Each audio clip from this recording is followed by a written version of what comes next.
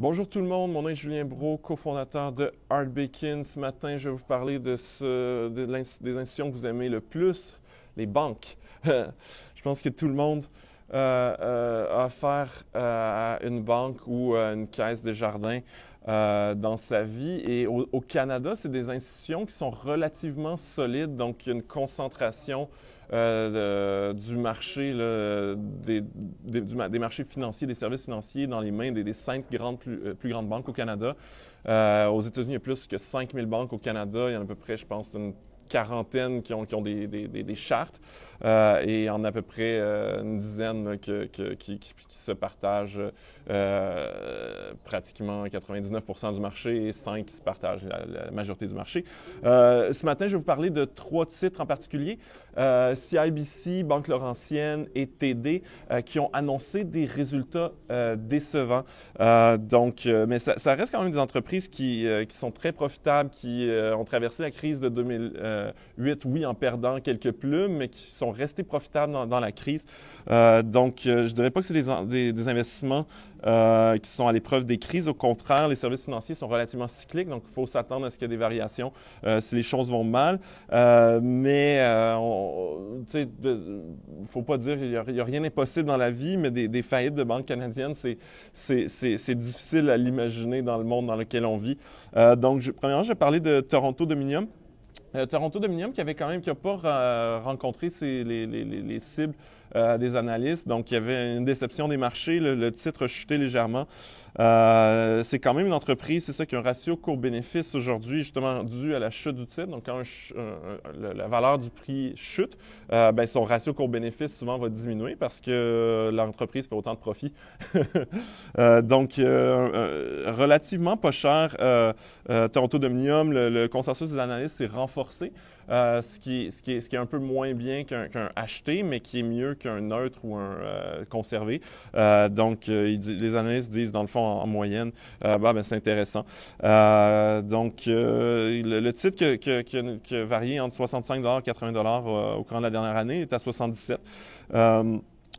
Intéressant. Une autre chose intéressante à regarder aussi, une des choses qui a contribué au résultat de TD, qui a quand même augmenté ses profits malgré qu'il n'ait pas rencontré les objectifs des analystes, c'est la contribution de la participation de Banque TD, qui est une banque canadienne, dans TD Ameritrade, qui est si vous ne le savez pas, le plus gros courtier en ligne aux États-Unis, qui est coté en bourse aux États-Unis. Eh bien, TD, qui est un actionnaire majeur de cette entreprise-là, qui s'appelle TD Ameritrade, et TD, qui est, je crois, la 9e plus grande banque aux États-Unis. Donc, il y a TD USA,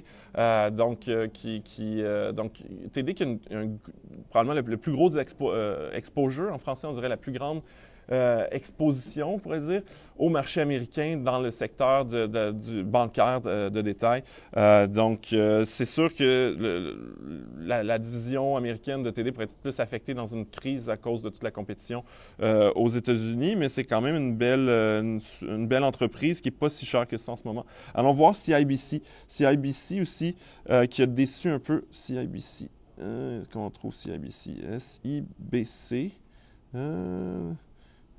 Peut-être que c'est quoi? C'est Canadian Imperial quelque chose, là? On peut le mettre au Canadian Imperial Bank of Commerce. Wow! Quel beau nom! Les gens l'appellent plus CIBC que Canadian Imperial Bank of Commerce. Ratio court-bénéfice super bas. Là, je vais aller voir, mais c'est ça, CIBC, c'est qui a déçu les marchés. Le profit qui a quand même diminué de 11%. Donc, il y a des vraies raisons. C'est pas juste qu'ils n'ont pas rencontré les cibles. C'est que carrément, la profitabilité est en diminution. Les analystes disent conserver quand même un taux de distribution de dividendes de 4,64%. C'est quand même très élevé.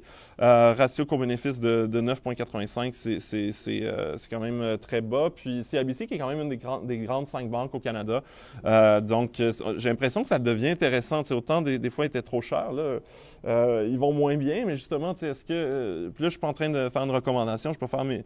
je fais jamais de recommandation. 2, j'ai pas fait mes devoirs en profondeur sur le secteur bancaire. Mais avec ces mauvaises nouvelles-là, dans le fond, il y a des opportunités qui naissent.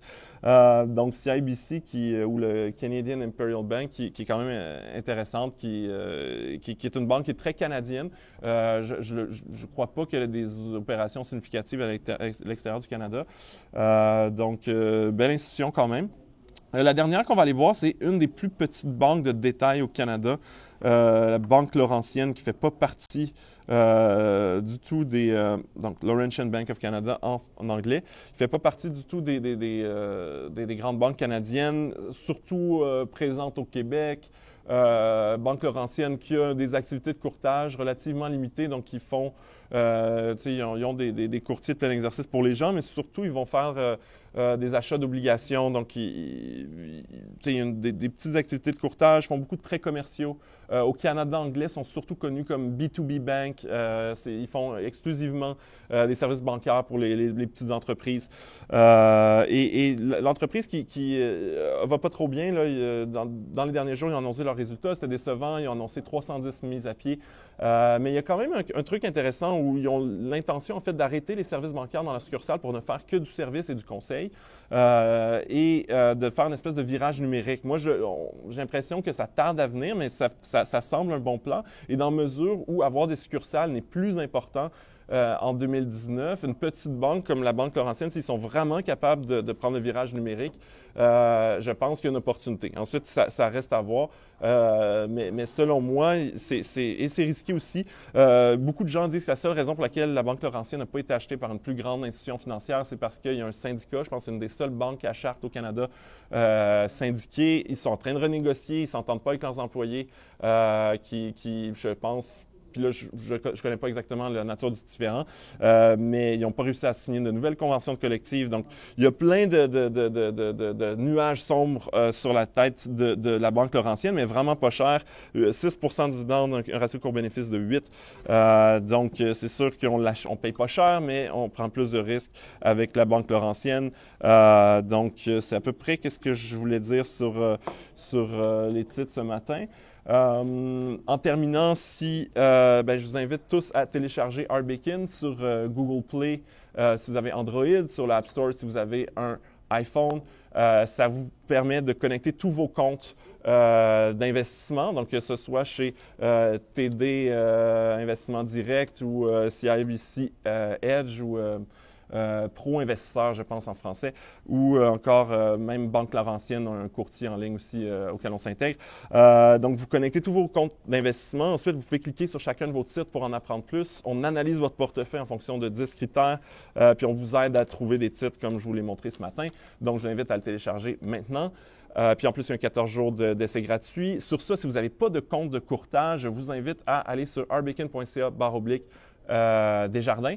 Et il y a une offre incroyable qui vous permet de commencer à investir sans aucun frais. Donc, les 10 premières transactions sont gratuites avec Desjardins Courtage en ligne. Il n'y a pas de frais de gestion pendant un an. On vous donne un abonnement de 3 mois à notre application mobile, celle de Arbekin, qui a tous les avantages que je viens de mentionner. Et finalement, vous avez accès à notre super cours sur l'investissement qui va vous apprendre tout ce que vous avez besoin pour devenir un investisseur boursier intelligent. Donc, sur ce, je vous souhaite une bonne journée.